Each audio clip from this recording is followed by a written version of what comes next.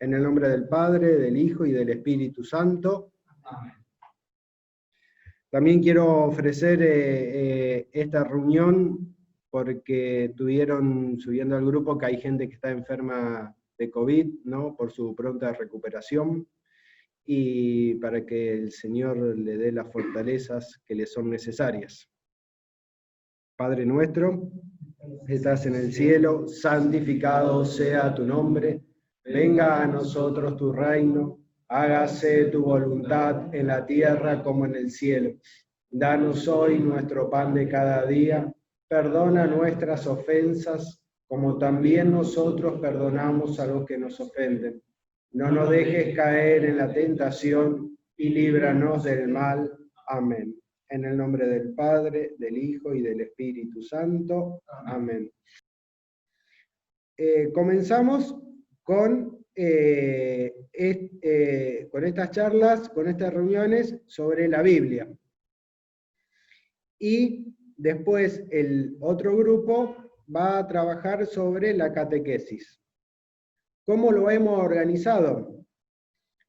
Cada reunión va a ser cada 15 días, ¿no? Esta semana toca Biblia, la próxima reunión de Biblia la vamos a tener dentro de 15 días, pero la semana que viene va a estar la reunión de catequesis. Así que ustedes pueden ir eligiendo a cuál participar, y si quieren participar de las dos charlas, de los dos temas, bienvenido sea, no hay ningún inconveniente, por favor. Al módulo de Biblia lo hemos dividido, bueno, como las grandes partes de la Biblia, ¿no? Hoy vamos a tener una charla introductoria, y después los próximos encuentros, uno va a ser del Antiguo Testamento, otro va a ser del Nuevo Testamento, y la cuarta charla sería sobre el resto de la Biblia, las cartas, los hechos. Así que lo hemos dividido así.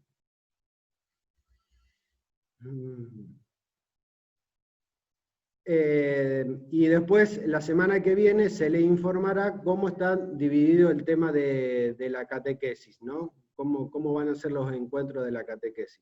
Y como siempre nos estuvimos manejando, vamos a estar informando todo por el grupo de WhatsApp y por las redes sociales del seminario, porque si hay alguno que se quiera sumar, también bienvenido sea. Bueno, hoy tenemos que hablar sobre un tema introductorio de la Biblia. Tenemos que hablar sobre la Biblia en general. Cuando me puse a pensar sobre cómo ejemplificar la Biblia para que nos sea un poco más cercana, un poco más entendible, se me vino a la cabeza una lectura que hice hace un tiempo de Carlo Mester, ¿no? Y que dice que el libro de la Biblia se parece a una ciudad preciosa, que la llamaremos Ciudad de la Biblia. A esta ciudad tiene la particularidad de que la atraviesa agua limpia y cristalina. Ese río da hermosura y vida a toda la ciudad.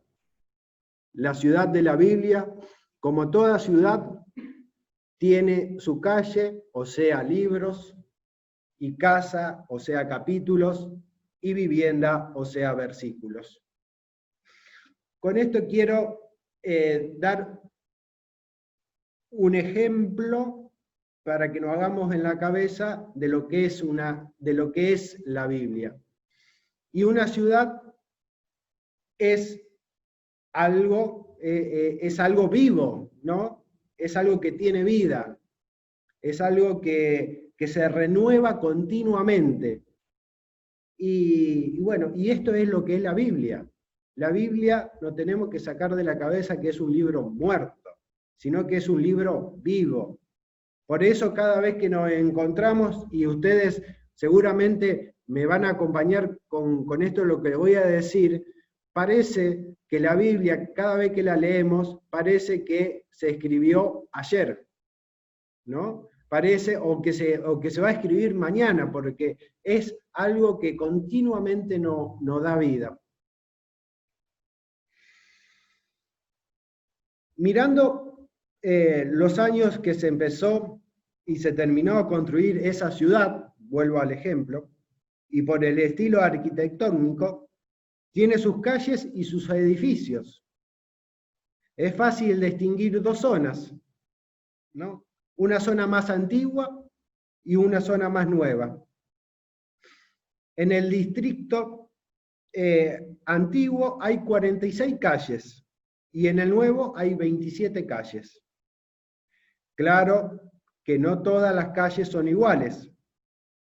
Unas son largas, otras cortas, algunas son bastante estrechas y oscuras. No hay ninguna sin salida. Todas están comunicadas unas con otras.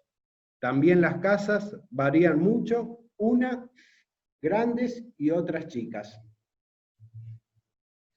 Me sigo alimentando de este ejemplo porque me parece muy, muy oportuno, ¿no? Generalmente conocemos ciudades, o por ejemplo, en mi caso, yo vengo de un pueblo de la provincia de Córdoba que tiene más de 300 años. Era la posta del Camino Real, era la primer posta del Camino Real de la provincia de Córdoba. Si alguno maneja un poco la historia, es donde mataron al general Liniers, ¿no?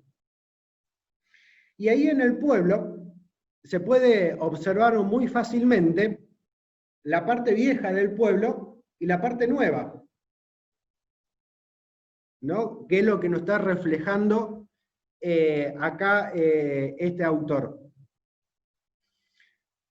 Pero también que la parte nueva no puede estar sin la parte vieja, sino que la parte vieja es lo que le da la vida a la parte nueva, ¿no?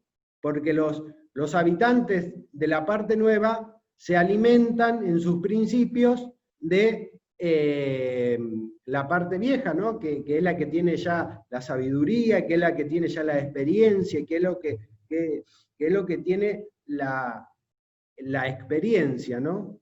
Y esto es lo que pasa en la Biblia, ¿no? Es un error pensar que son cosas distintas el Antiguo Testamento y el Nuevo Testamento, sino que el Antiguo Testamento es esa preparación para el Nuevo Testamento. Y realmente están muy conectados el Antiguo Testamento con el Nuevo. Porque, para poner otro ejemplo, serían como esas venas o esos músculos de nuestro cuerpo que van conectando y van uniendo todo nuestro cuerpo, ¿no? Si desconectamos estas dos partes grandes de la Biblia, no tienen sentido, podríamos decir. Y a su vez, como leímos acá en el texto, todas estas ciudades tienen calles. Y si alguien conoce esos pueblitos de Córdoba, las calles no son tan uniformes como son, por ejemplo, acá en La Plata, ¿no? Sabemos que hay algunas con subida, otras con bajada, otra de tierra, otra de ripio, y también es así la Biblia. Es así la Biblia. ¿Y cuándo nosotros nos sentimos más seguros de transitar estas calles? ¿No? A estas calles nosotros nos sentimos más seguros transitando cuando las empezamos a conocer. Ah, vos fíjate, esta calle conecta con la otra. Ah, pero esta me va a llevar a tal barrio, pero esta me va a llevar al otro lado. Y es lo mismo que pasa con la Biblia. Nosotros más conocemos la Biblia, más estamos trabajando en ella, más vamos a encontrar todas esas conexiones internas, más vamos a saber cómo se conectan los músculos con las venas, cómo se va haciendo ese entramado.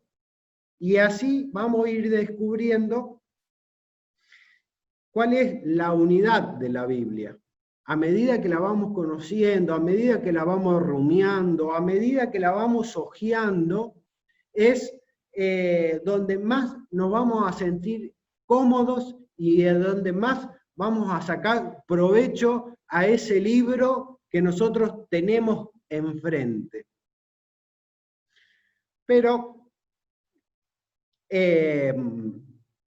hay una gran diferencia entre la Biblia y esta ciudad que nosotros estamos usando como ejemplo. Sino, la diferencia que hay es el quien la hizo, el quien la pensó, ¿no? Un pueblo, una ciudad está pensada por un hombre. La Biblia, su autor principal, su autor modelo, podríamos decir, es Dios mismo, ¿no? La Biblia no es palabra humana como otro libro. La Biblia, si bien está hecha por hombres, pero materialmente, pero está inspirada por el mismo Dios. Y ahora la pregunta que yo me hago y que nunca vamos a tener una respuesta a esta pregunta es ¿por qué Dios nos quiso dejar su palabra? Si ya teníamos la creación, ¿no? Esa es una interesante pregunta para que nosotros la vayamos profundizando en la medida que, como dijimos en la oración, el Santo Espíritu nos ilumine. Porque Dios, sabemos muy bien, no hace nada en vano. No hace nada que esté al azar, sino que lo hace siempre, siempre, siempre con una finalidad.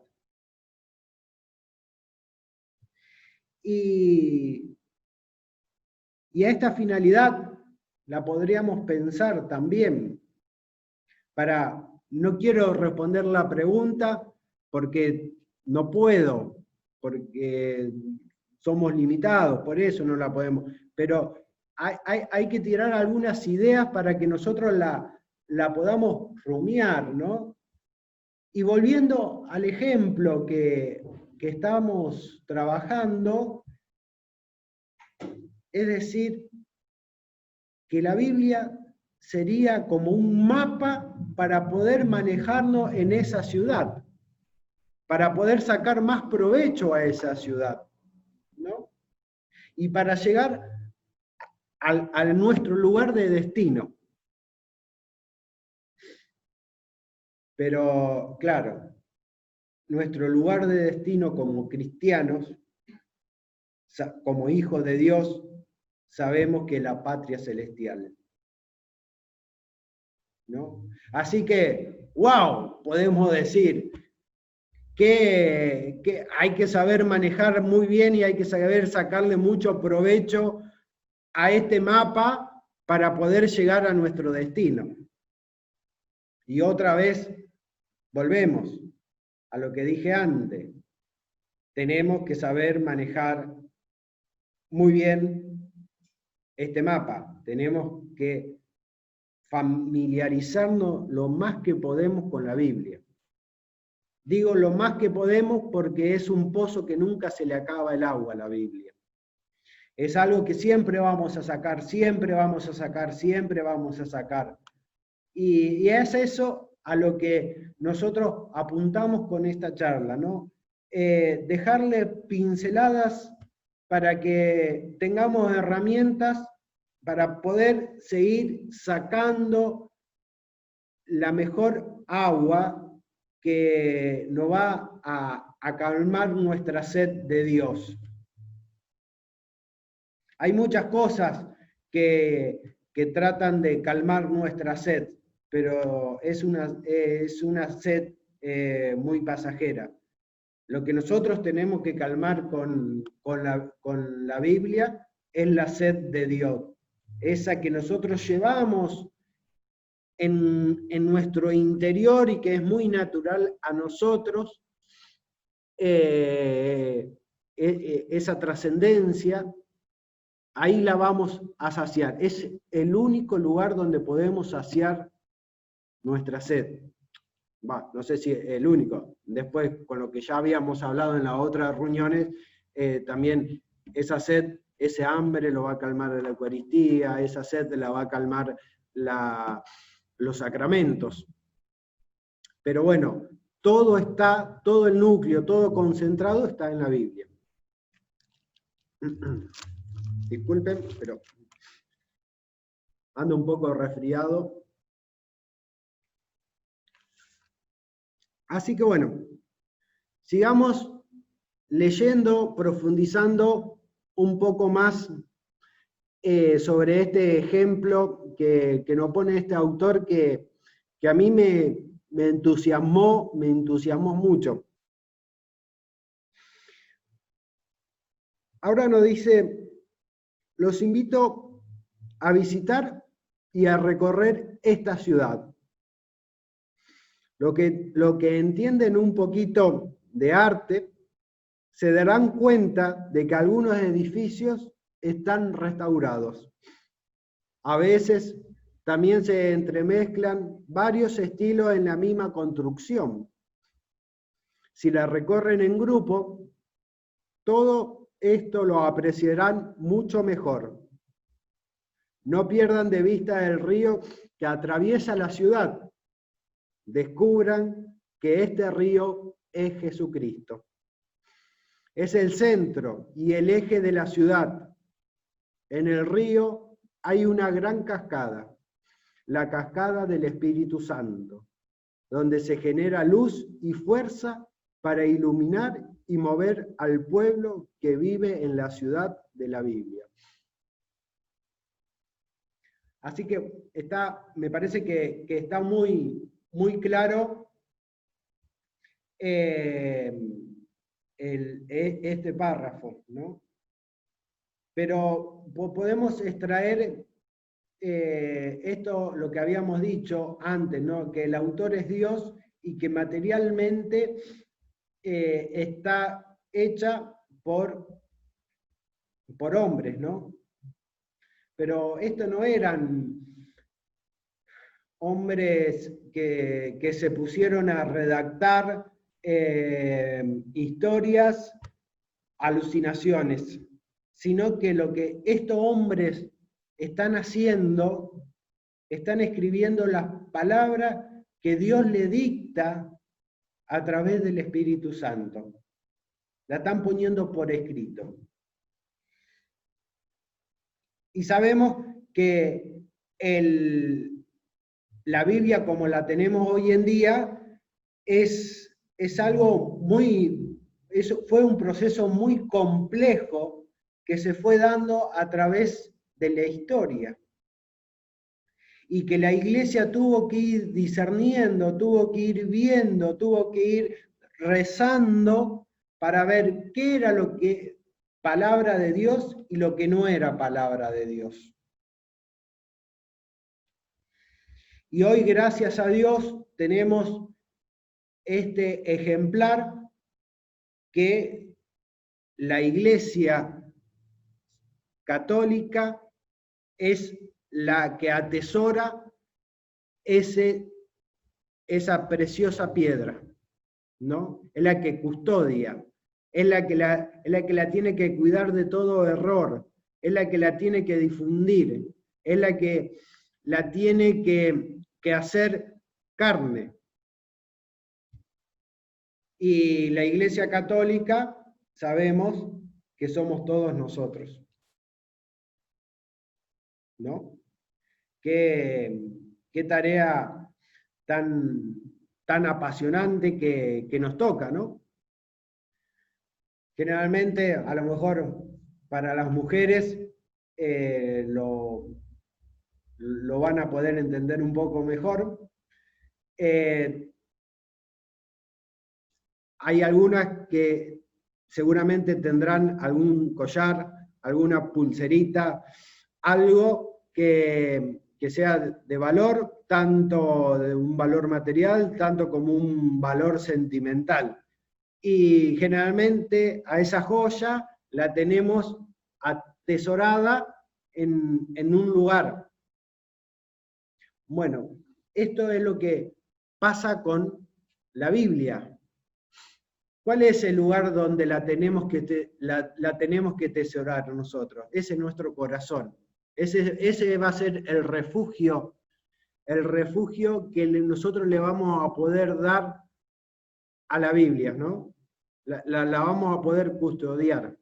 Y el corazón también es símbolo de la carne.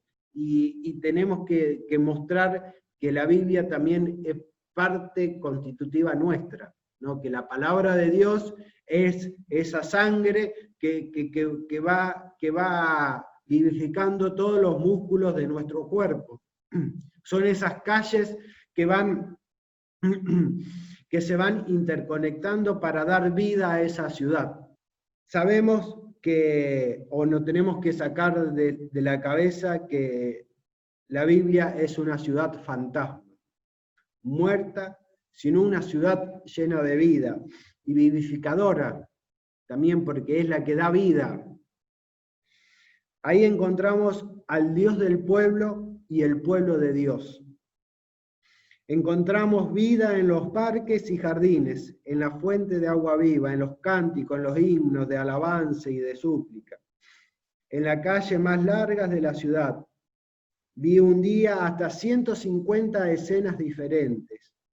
Grupos de romeros cantando, danzando, mendigando, pidiendo limosna, niños gritando y jugando. Me impresionó un cortejo fúnebre, los monumentos que hay en la plaza y jardines, y los héroes y personajes del pasado son recuerdos vivos de lo que lucharon y murieron por el bien del pueblo.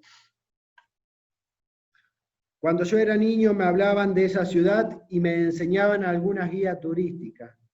La primera vez que visité la ciudad de la Biblia lo hice solitario. Ahora vuelvo con frecuencia, pero voy acompañado. ¡Qué diferencia! ¿Cuántos detalles se me habían pasado? Cada vez aprendo más. Yo no me pierdo por las calles de las partes más antiguas. Y lo más interesante me parece la ciudad ideal para vivir hoy. El arquitecto que la proyectó pensó en los hombres y mujeres de carnes y huesos, y en los niños, y en los albañiles que la construyeron, la hicieron pensando también en nosotros. Así que acá encontramos otra pincelada a esta pregunta que habíamos tirado recién, ¿no? Del porqué de la Biblia, ¿no? Para que tengamos vida y para que sea vida.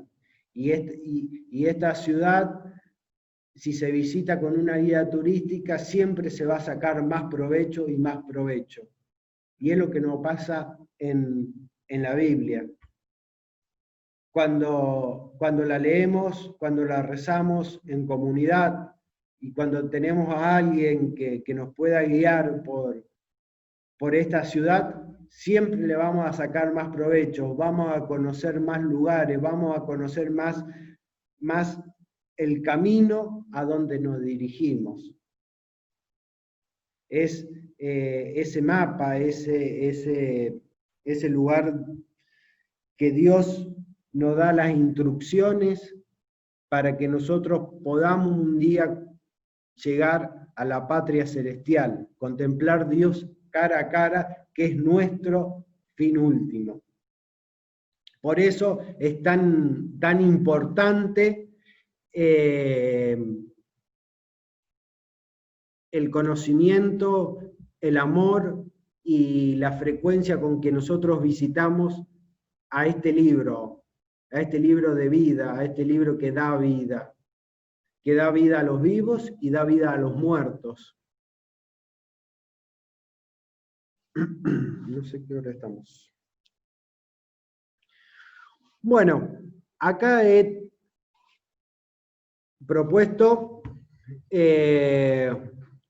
una simple introducción a la Biblia para que podamos pensar un poco más sobre nosotros y la Biblia.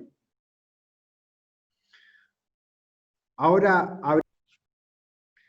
me quiero detener cómo rezar con la Biblia.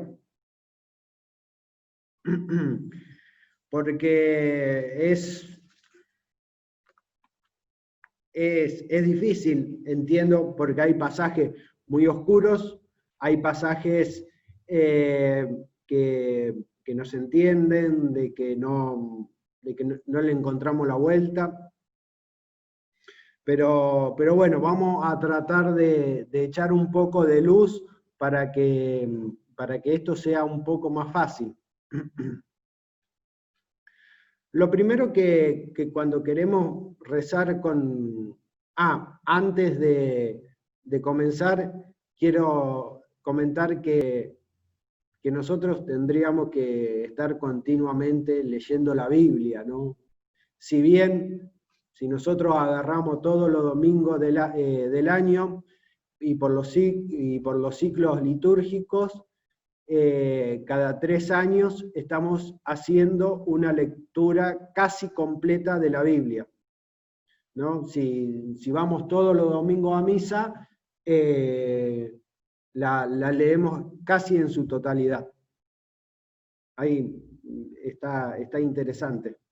También es muy, muy, muy aconsejable de que alguna vez en la vida tengamos la experiencia de poder leer la Biblia de corrido. Hay muchos métodos para poder leer la Biblia. El que a mí en persona me hizo, lo pude hacer, fue primero agarrar un evangelio, el de los más sencillos, Marcos o Lucas, cualquiera de los dos, leerlo por completo, después pasar al Antiguo Testamento, empezando por el Génesis y hacer una lectura corrida del Antiguo Testamento, después volver a los evangelios que faltaban, los otros 3, el de Juan, el de Mateo, o el de Lucas, o el de Marco, y después pasar a las cartas y a los hechos y al Apocalipsis. El Apocalipsis siempre a mí me resultó conveniente dejarlo para el último. Y así pude ir descubriendo esta conexión que le decía, ¿no? Porque el evangelio, los evangelios no se terminan de comprender si no tenemos una lectura del Antiguo Testamento. Por eso me parece conveniente. Pero bueno, como le dije, hay un montón de formas de leer la Biblia de corrido. Lo que sí aconsejo es que tengan esa experiencia y de que sean perseverantes. Después, otro método que utilicé fue también de proponerme de leer un capítulo por día. Un capítulo no lleva más de 10-15 minutos. Me llevó su tiempo, pero así y todo la pude leer. Pero bueno, cada uno de ustedes tiene que ir buscando la forma, tiene que ir pidiendo a Dios que lo ilumine cómo poder hacer ese ejercicio, porque es muy, muy enriquecedor poder leer la Biblia de corrido. Nos va a hacer mucho bien. Y después, cada vez que nosotros tengamos que rezar con la Biblia, ya vamos a tener un conocimiento general de lo que queremos rezar, ¿no? Y eso me parece que también está muy, muy interesante. Ahora es cómo rezar con la Biblia. El cómo rezar lo sabemos todos, siempre el que lleva la posta, el que nos guía es el Espíritu Santo. Nosotros lo que tenemos que hacer es disponernos de la mejor forma posible para que el Espíritu Santo nos pueda conducir para sacar el mayor provecho y para sacar lo que Dios nos quiere decir en ese momento. También, como decía Lidia, me parece, que es muy conveniente, antes de ponerse adelante de la Biblia a leerla o a estudiarla, e invocar al Espíritu Santo, porque Él es el dador de la vida, es el que nos va a conducir para meternos en esas aguas profundas pero cristalinas.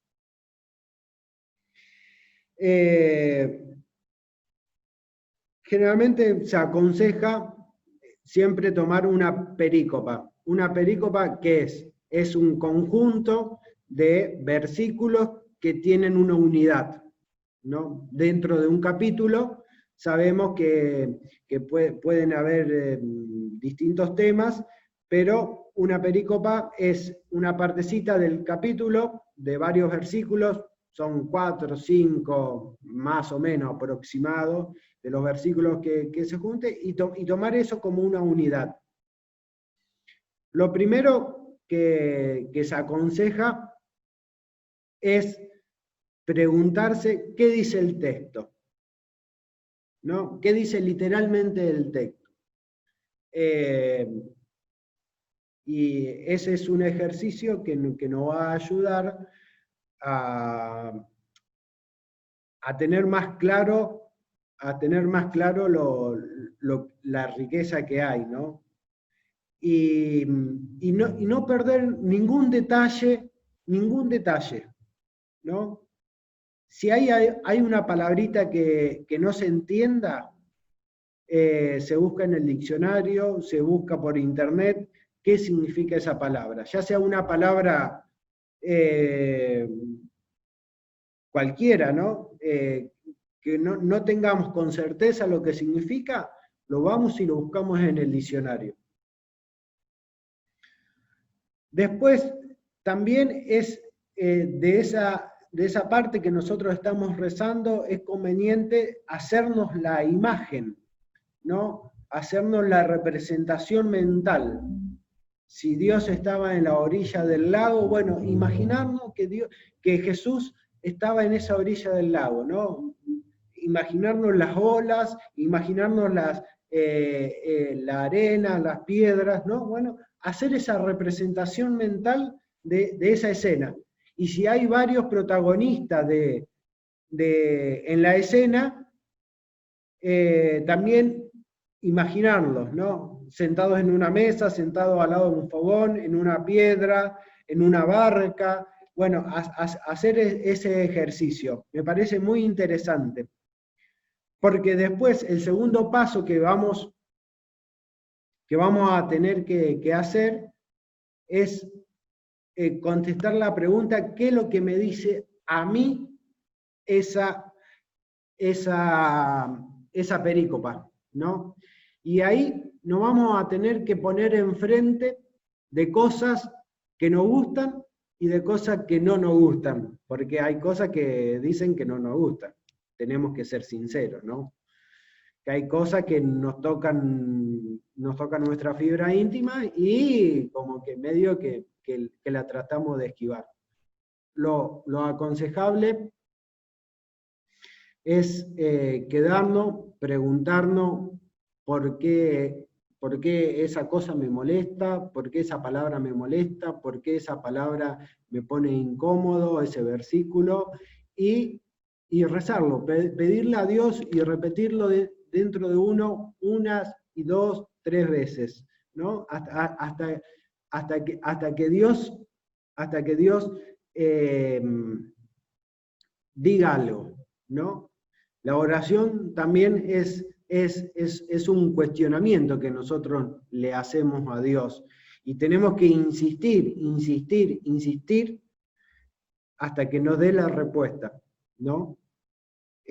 A esto nosotros, en muchos personajes de la Biblia, tenemos que insistiendo, insistiendo, insistiendo, sobre todo los profetas, cuando tenían que calmar la ira de Dios, insistían, insistían, insistían, hasta que le sacaban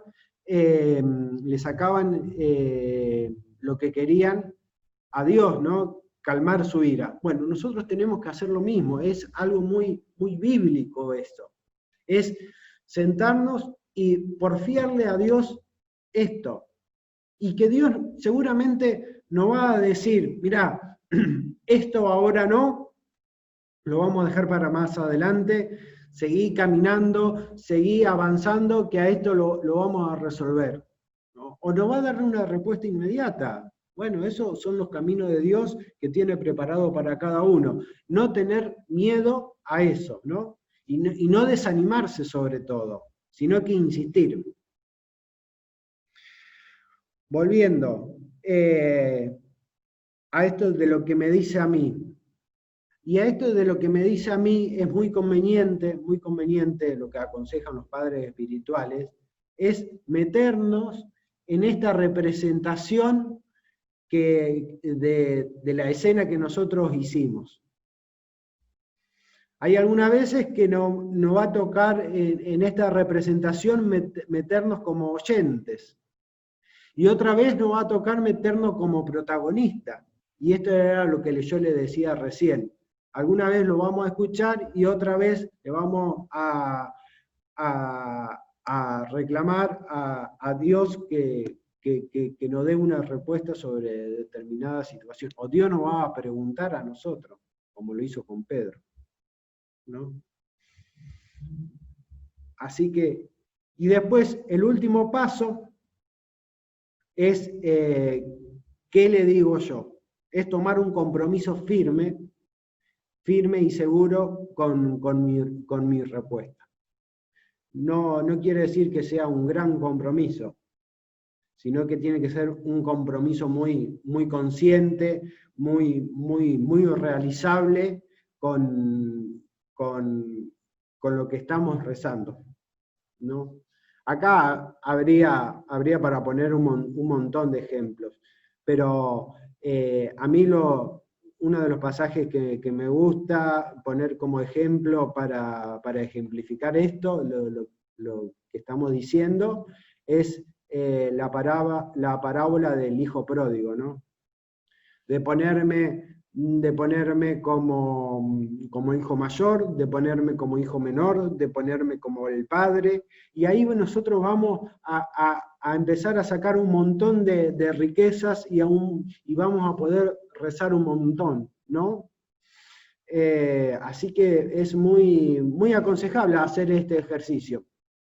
Y a medida que nosotros lo vamos realizando, al principio nos puede costar un poquito, pero a medida que nosotros nos vamos familiarizando con este ejercicio, lo vamos a ir haciendo más fácilmente y le vamos a ir sacando mucho, mucho provecho.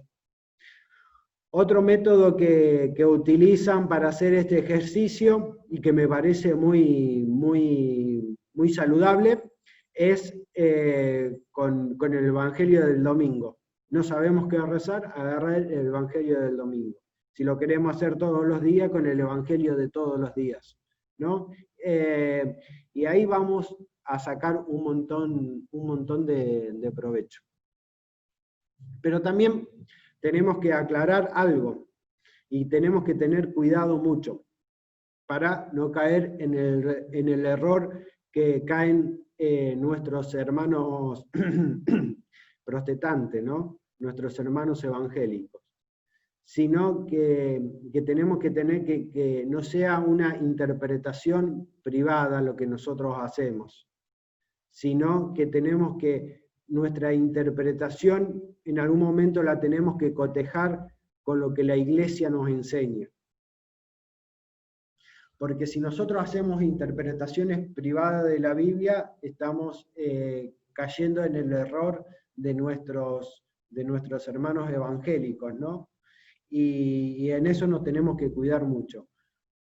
Después, también si hay dudas sobre algún pasaje, hay un montón de libros en internet, ahora que tenemos facilidad con el internet, de googlear, y hay un montón de autores que hacen análisis y que hacen comentarios a los evangelios y a todos los libros de la Biblia, que eso también nos puede ayudar mucho a nuestra oración.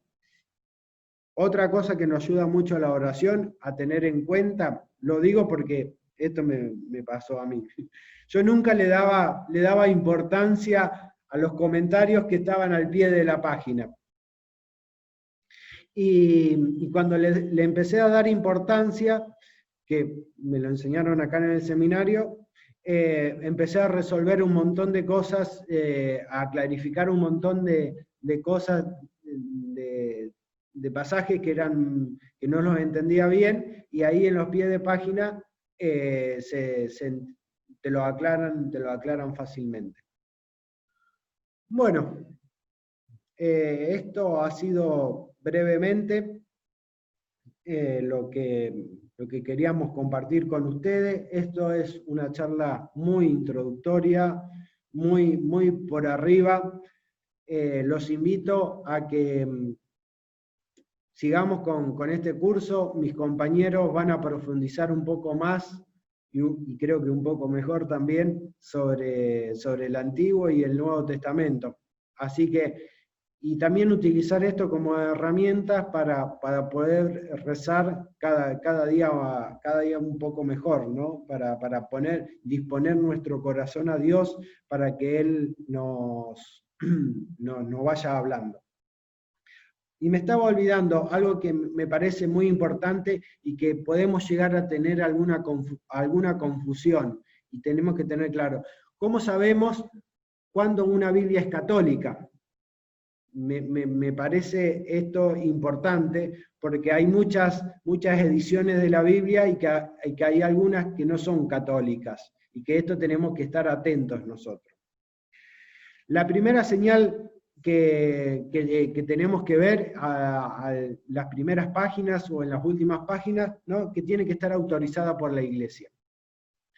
Toda Biblia que es católica tienen letras en una página que está autorizada por la Santa Sede o por el obispo, esa traducción. Y otra señal que es católica y que las otras Biblias no lo tienen es que al pie de página, como decía, tiene referencias, ¿no? Las otras Biblias generalmente no tienen referencias. Y la última señal es que la Iglesia Católica atesora con todos los libros de la Biblia, ¿no? Con todas las secciones, con todo, ¿no? Hay otras Biblias que le sacan partes, ¿no? Que sería que están incompletas.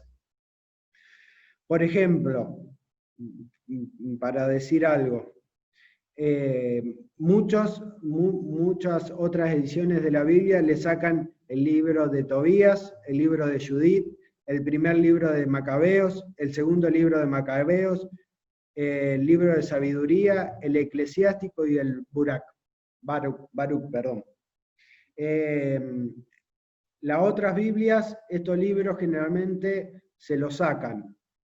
La Iglesia Católica no. Ese es un detalle para tener en cuenta.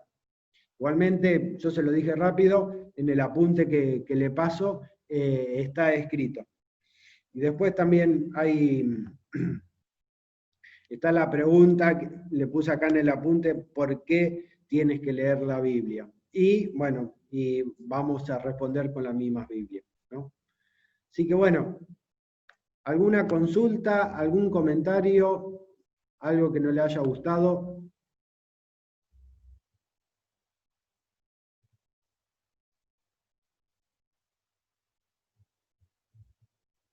Si no, continuamos la próxima, no hay ningún problema. ¿Alguien quiere hacer algún comentario? O si no, hacemos la oración final. Bueno, en el nombre del Padre, del Hijo y del Espíritu Santo. Amén. Te damos gracias, Señor, por este momento de encuentro, por este momento de reflexión, y que todo esto nos sirva más para profundizar en tu Santa Escritura. Te lo pedimos por nuestro Señor Jesucristo. Amén.